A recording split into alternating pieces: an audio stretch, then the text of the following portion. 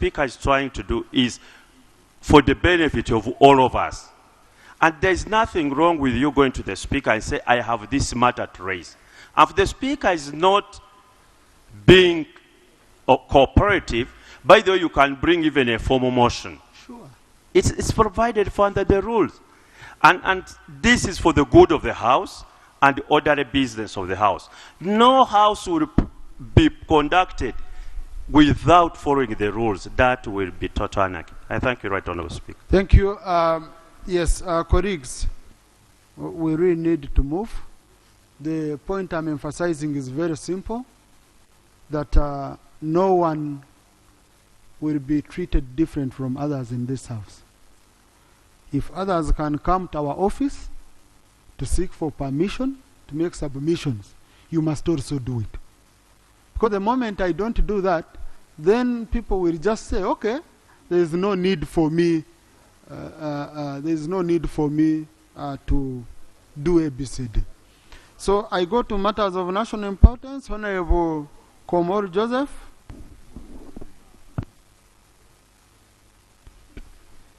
Yeah, thank you very much, Right Honourable Speaker. For record purposes, Komor Joseph, Mid is my name, Member of Parliament, Dodoti North, in Kabong District. Right Honourable Speaker, I rise on the matter of national importance as regards the impassable roads from Kabong to Kenya and South Sudan borders. Right Honourable Speaker, the road through Kabong to Kenya and South Sudan border historically exists and were used for economic purposes such as trade, tourism, and largely as shortest routes to the external border.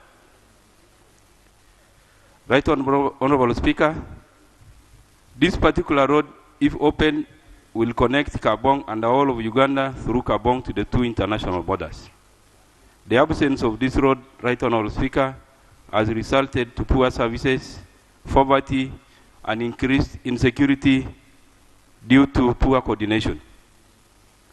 It is like the district is landlocked, Right Honourable Speaker, and yet is in a strategic position to fight poverty and uphold the prosperity of its people.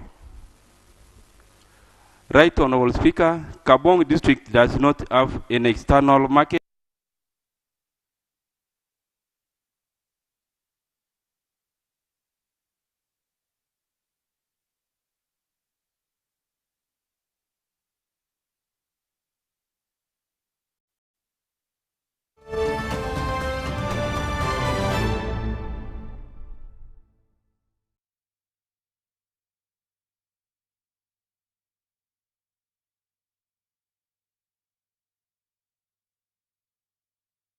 Tourism activities and border posts along the border. The two roads had been opened by government in 2011 as the shortest routes and alternative routes.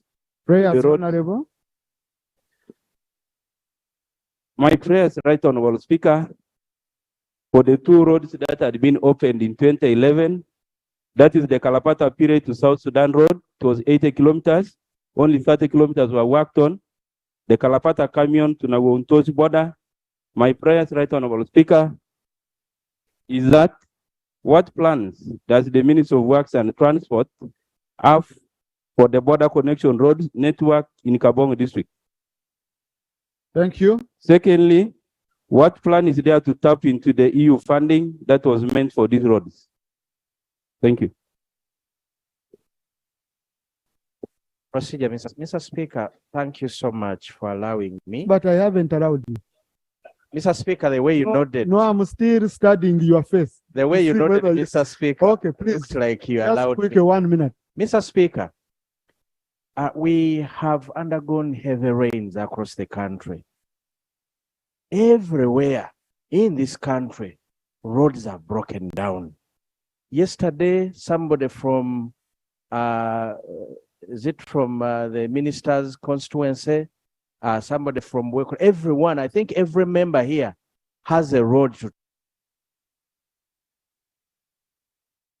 Mr. Speaker, not to underestimate my colleague, what he's saying, I'm just requesting that probably the minister comes here, comes up with a plan, Usually we even require for supplementary to handle these emergencies, Mr. Speaker, so that our people. Thank you. Honorable, you're raising a very important point.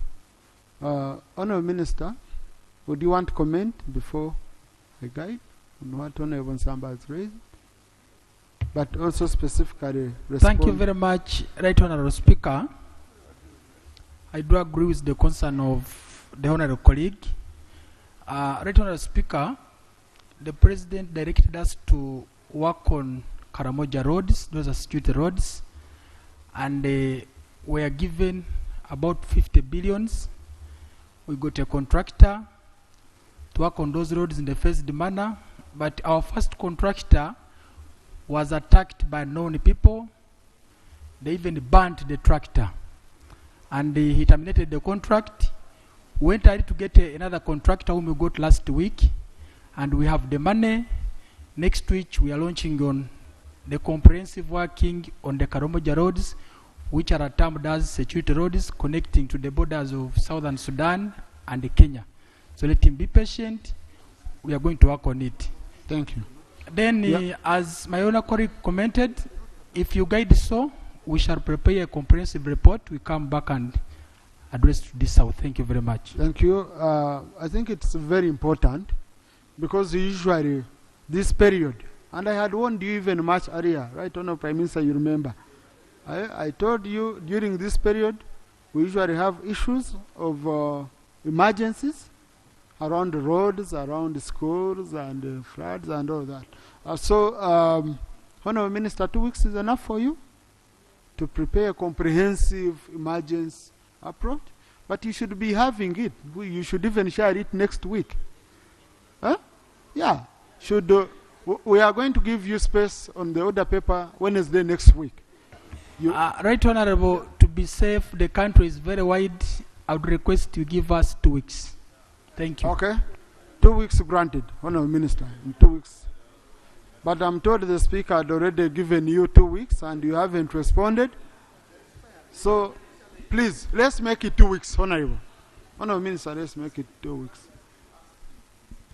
Honourable Thank you. Under what point are you standing up? Well, this is a clarification, No. Mr. Speaker. Honourable colleague, clarification happens when a member is holding forth. Yeah, I came while he was still on the floor, please. but immediately I allowed started you when he was walking out. already off. Kindly take your seat, don't mind. Yeah. Yes. Honourable Migade.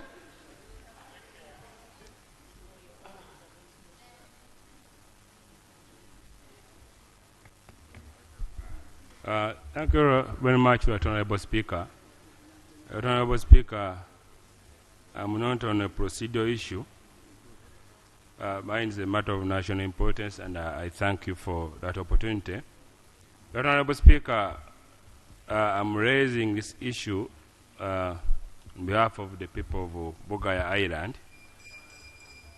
which comprises 7,830 people. For the past 6 months, they have had threats of an eviction, and the rumors have been going around that one of the generals bought this island. I said one of the generals, and on the 17th of November 2022, a UPDF helicopter gunship number AF 639 with 7 people on board, 2 in UPDF army uniform, and 5 the UPDF Air Force uniform, landed in 2 different areas on this island. This has heightened the people's worries, evidencing the rumors. I've tried to inquire from the different sources, and the information I've got is that this is a normal operation. And to the people of Bugaya, this is an abnormal operation because such gunships have not been landing there. And the question would be, why at such a time when there is a land wrangle? So we have only one prayer, Right Honorable Speaker, is for the relevant minister to assure the people of Bugaya that UPDF is not really part of this land wrangle, and this is a normal operation. That is the only prayer they have, Right Honorable Speaker. Thank you very much. Thank you. Honorable colleague, a member is raising a matter of national importance. It's just a matter of information. This can't be a clarification. A clarification should be for someone who is giving a response, who is giving an answer. A member is having enough problems, don't add him more. Huh? Honorable Minister? I don't know. Prime Minister? Yeah. First of all, I'm not the general he's talking about.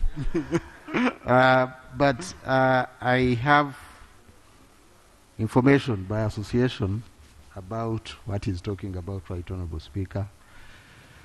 We've been wanting to have a surveillance system for Lake Victoria.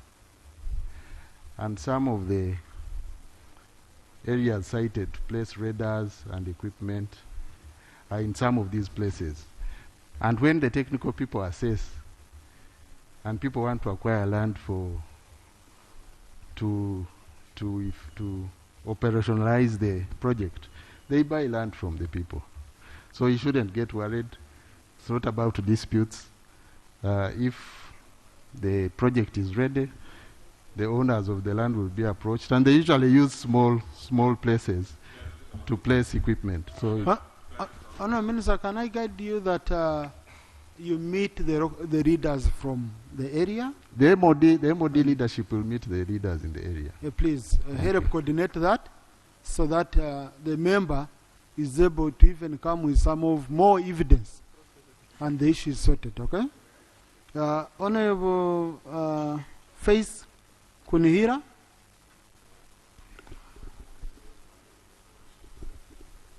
Thank you so much, Mr. Speaker.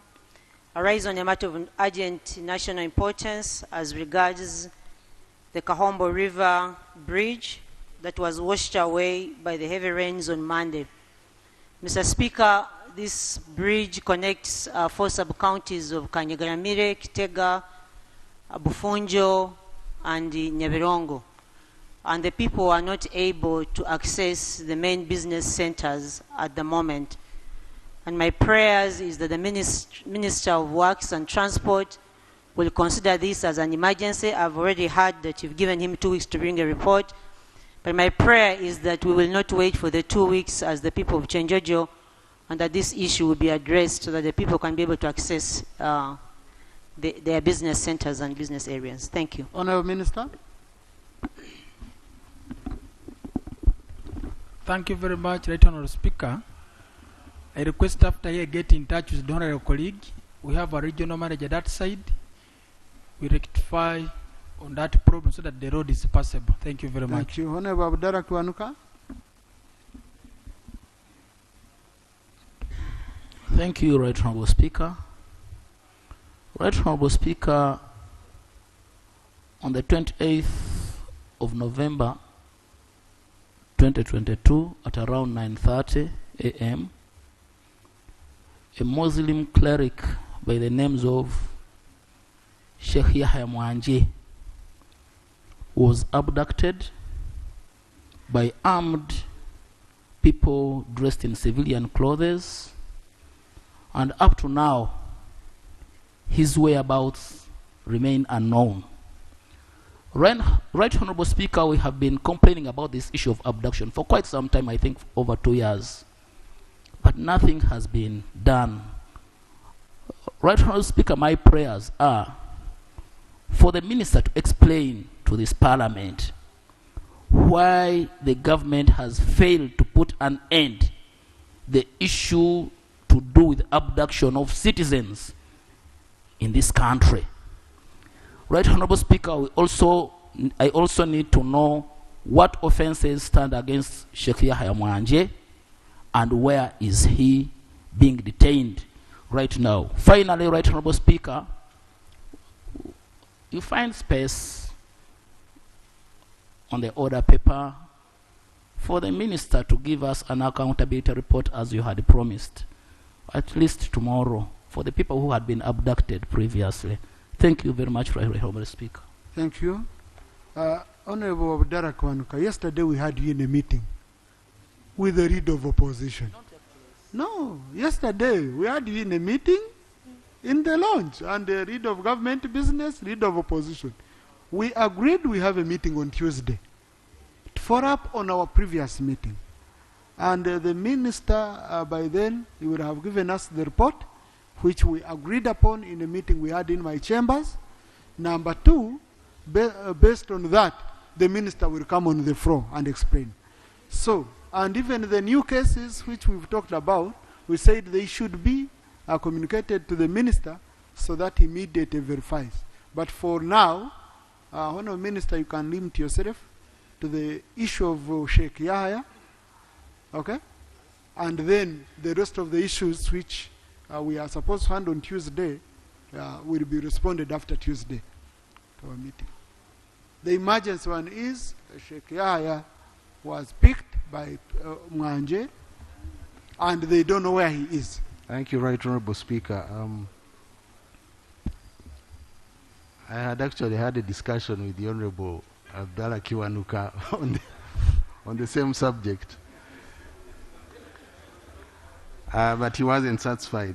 Be that as it may, Right Honorable Speaker, and with your guidance, I think we shall provide a comprehensive feedback after your meeting, but regarding the Sheikh, and by the admission of Brigadier Kulaije last evening, the Sheikh is with the military. He was picked by CMI, and I hope eventually he should be produced in court so that the reasons for which he was arrested, he appears for them before the court of law. So, thank you. This is one of the issues we shall ensure that we handle in our meeting we are having with the Prime Minister, Lope, and the colleagues, Minister for Internal Affairs, Shadow Minister for Internal Affairs. We shall ensure it's one of the issues we shall handle. Honorable Evans Kanyike.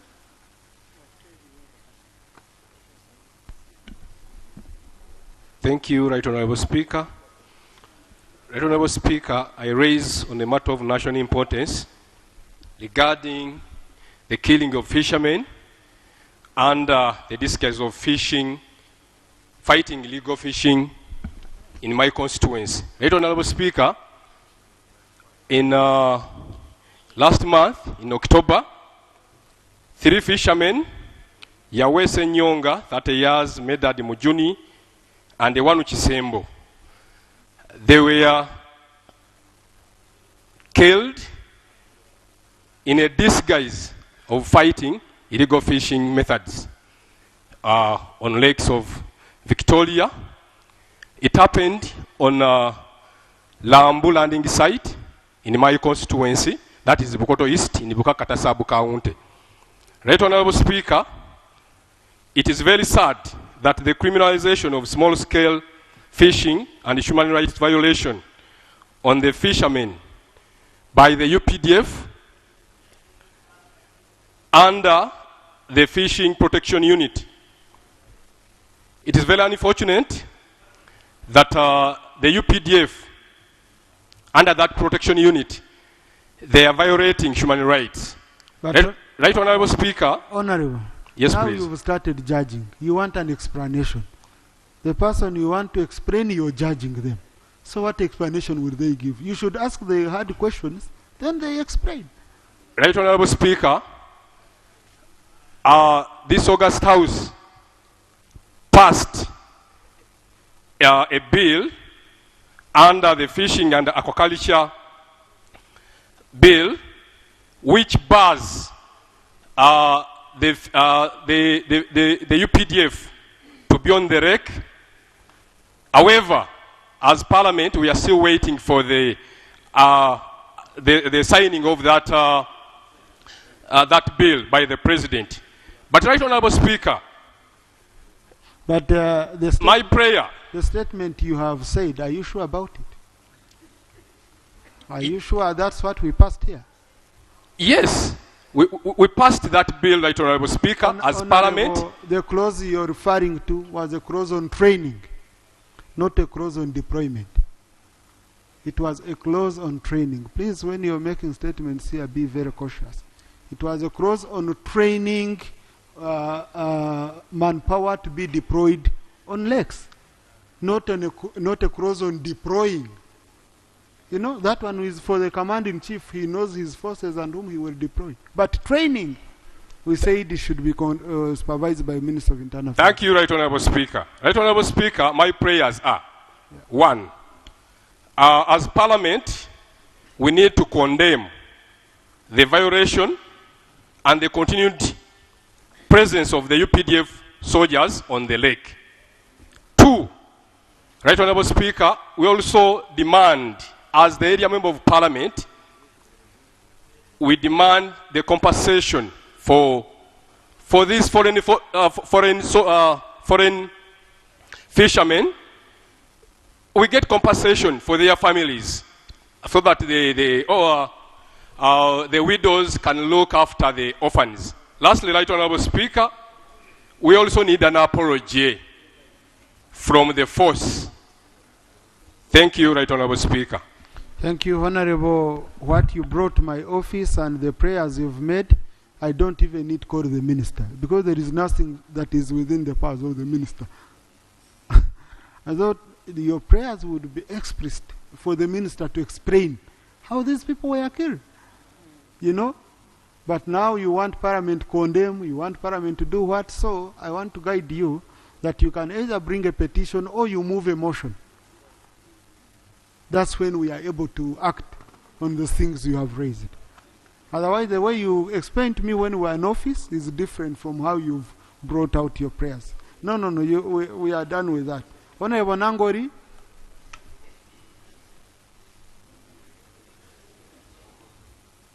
Honorable Atkins, you have a procedure matter? Procedure matter, Honorable Nangori, you can wait a bit. The procedure matter?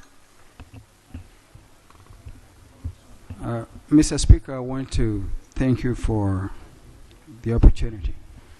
And since this is my first time to make a submission after you lost a brother-in-law, as a brother and as a friend, please accept my deepest condolences, Mr. Speaker, upon the loss of our brother back home. Mr. Speaker, sir, I raise on a procedural issue. You and I, by the grace of God, have had the opportunity to hear this tragedy being played out on this very floor, losing our fellow citizens. I also come from a fishing community. And Mr. Speaker, sir, the tragedy that is unfolding as a story, I don't know how much can we attach to human life, Mr. Speaker. Must we lose somebody just because we have to enforce a law? My procedural issue, Mr. Speaker, would indeed be procedurally right. It is your discretion, Mr. Speaker, for us to pronounce ourselves that I think the brutal shooting that occurs or continue occurring on our lakes should be halted. And I thought, Mr. Speaker, this Parliament has got every authority and power and influence to enforce that in the meantime, as we look into this and we have meetings with ministers, a directive that originates from this House has got to be saying to those enforcing this law that we can put a halt on the shooting, because it's talking about 3 lives lost. We would never recover a life. Mr. Speaker, so wouldn't it be procedural all right that a directive comes from this House to ensure that no shooting really ever occurs on the lakes? And I'm happy that my brother, the Minister for Internal Affairs, is here. Thank you very much, Mr. Speaker. Thank you. Honorable colleague, when we make a directive in this House that no shooting should ever occur on the lake, how will you enforce such? Number one, it means it has been occurring, you've been knowing it, and it has been okay, but now you're stopping it. You know? Because it's not allowed in the law. The law already provides. You are not allowed. So I think the best way to process it, sometimes issues are good, but you can get away if you want the issue even debated further. You bring it through a petition from the community that you're having these issues around this. Number 2, on the one of deploying on the lakes, the commander-in-chief still has his discretionary powers under the Constitution on who to deploy where for the security and safety of the citizens of Uganda. So I would want a situation, I don't want a situation where Parliament will overstep. You see, sometimes when you overstep, then backstepping becomes difficult. I would want us to remain within our area, but we keep engaging. You see, you achieve better when you engage. Honorable Alex wanted. Mr. Speaker, sir, I've just been forced to stand on this matter because what is being portrayed is like there is a lot of impunity in our country and giving us a bad image that people can just be shot at ease and they are killed. I think this is something as Parliament we must really not take simply. And there are processes of taking care of the culprits, Mr. Speaker. Justice has to be done, and these culprits can be prosecuted. We also have the court-martial. I think some of the trigger-happy men who are holding rifles, we must really exert pressure to see that they are held responsible and prosecuted, because I don't think that is a policy of government, and I would feel embarrassed to move out of this country and begin defending such acts which are really causing a bad image. Mr. Speaker, as I conclude, this kind of impunity is going to cause further insecurity, and that's why we are seeing people raiding police stations, people taking up arms. I think there is something much deeper that we need as Parliament to investigate and see that we bring to order and sanity to our country. Thank you, Mr. Speaker. Honorable colleague, you see, rules guide us on how to process business. I can hear you, but how do I process the request you're talking about? That's why I guided the colleague that it can be through a petition, that it can be through a motion, and then we come with debate, and we make resolutions, and we engage the minister explains on how we can intervene and action that can be taken.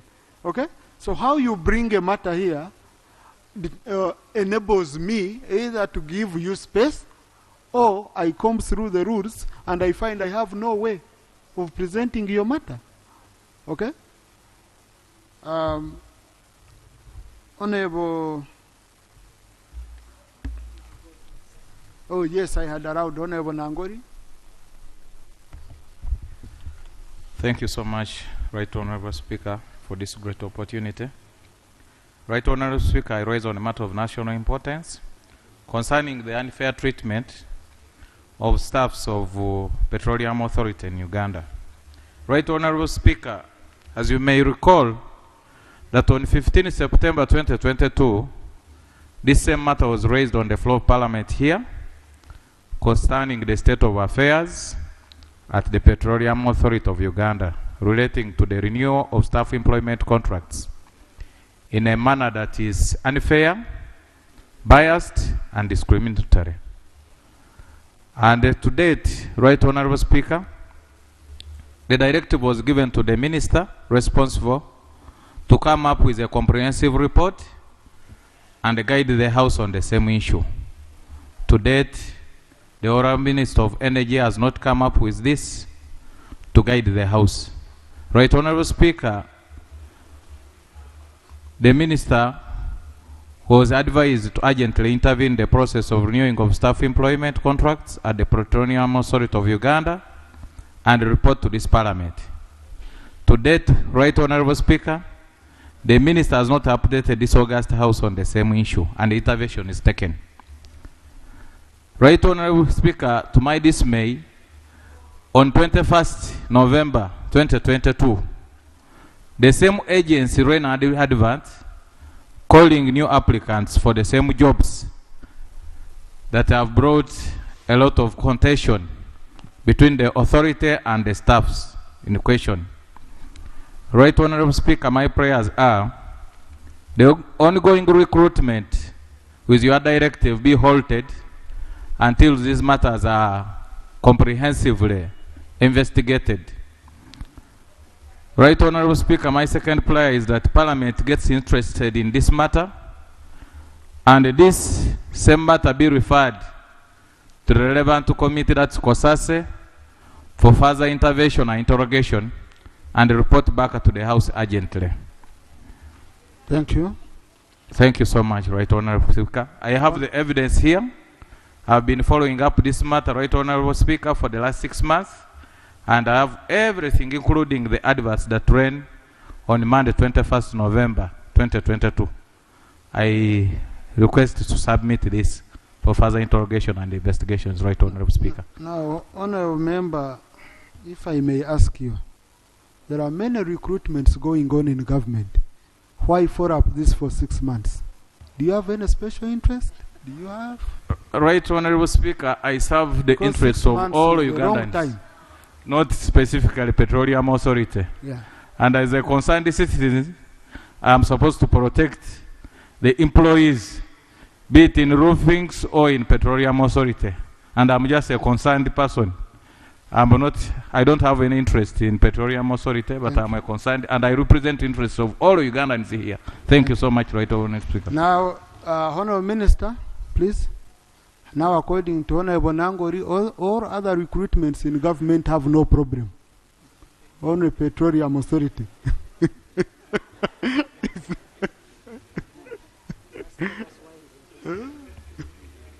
Right, Honourable Speaker. We have received a request for us to make a statement. And the case which he has presented is a case of an agency of the ministry. This case has actually been taken up by IGG. It is being investigated, and it's premature for us to actually discuss it here. IGG has taken it up, and they are investigating it. Thank you. We are waiting for a report of the IGG. Thank you. Thank you. Yes. Thank you, Honourable Minister. Secondly, we have asked the board to submit a report to the ministry about this.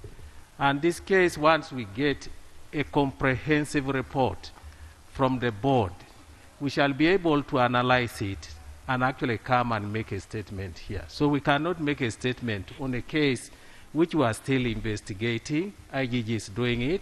We are also asking for a report from... Thank you, Honourable Minister. Colleagues, number one, and it's in good faith. Really, if you are to work well, Parliament, we cannot hold recruitment by an executive. We cannot, colleagues, because we have several laws that provide for people who have grievances to do with the process of recruitment. You will find Parliament will be ordering stopping of recruitments, stopping of procurements, stopping of what? Our role is oversight. And oversight, the process should end, and then someone brings a petition. And why I asked Honorable Nangori, I needed you to tell me whether you have received the petition, how you received the information. That's why I asked you what is your interest.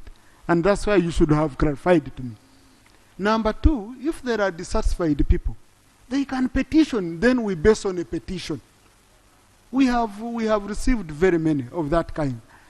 But I would urge you, colleagues, let us not be tempted to start ordering stopping of recruitments, stopping of procurements. Please, I urge you. I urge you. But that does not mean that we don't look into issues. That does not mean that we don't look into issues, because the law allows oversight. I have seen you have tried several times. We have tried it. In the end, what do you end up with? So, Honorable Minister, I would, because the Minister doesn't do recruitment, he supervises, and he's the political head who comes here. Honorable Minister, investigate.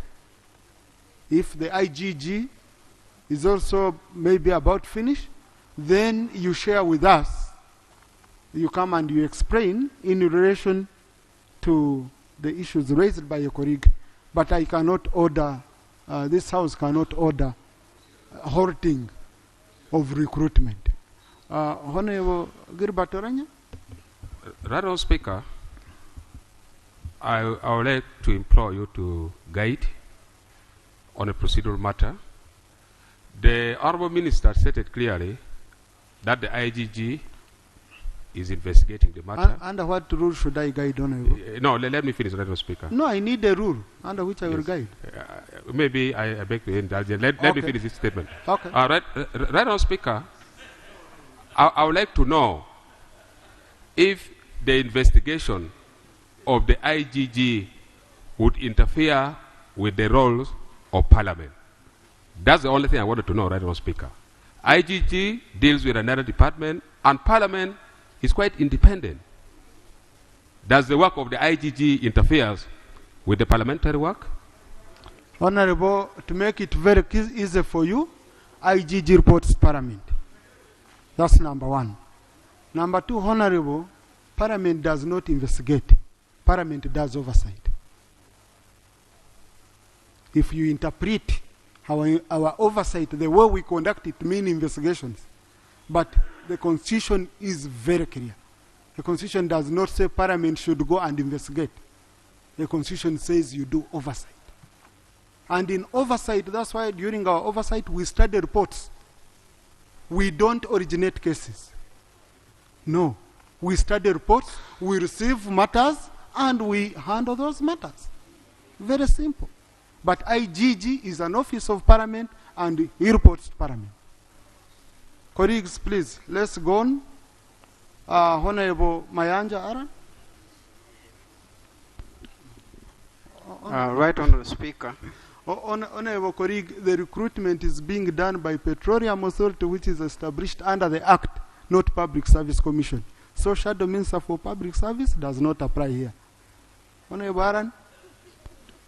Right, Honorable Speaker and Honorable Members, the farmers in Akaseke Central County and across the country are concerned that over 60% of seeds, pesticides, fertilizers, herbicides, and vaccines bought from agro input dealers are not meeting the prescribed standards, thus making farmers to incur losses.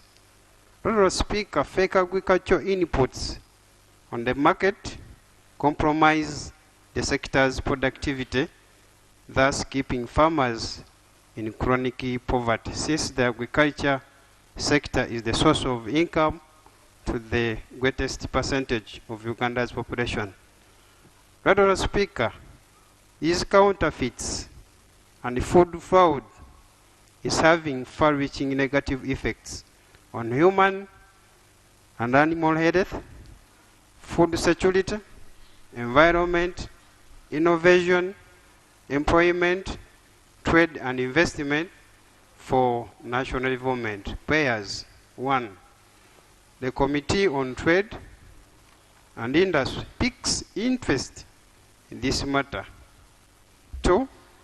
Minister of Agriculture comes up with stringent measures to protect farmers from fake agricultural inputs. Lastly, the Minister of Agriculture embraces ICT technologies in verifying the agricultural inputs on imported products and those manufactured locally in the country. Thank you.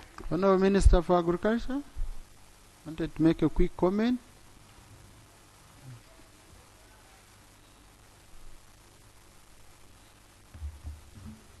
Thank you, Right Honourable Speaker. And I want to thank the member for the concerns of his farmers. Right Honourable Speaker, we are actually amending the law. We are in the process of amending the law. It is true that many, because of liberalization, many dealers come up with fake chemicals, and we have been advising farmers to go to those who are certified, because most of these farmers buy from the market.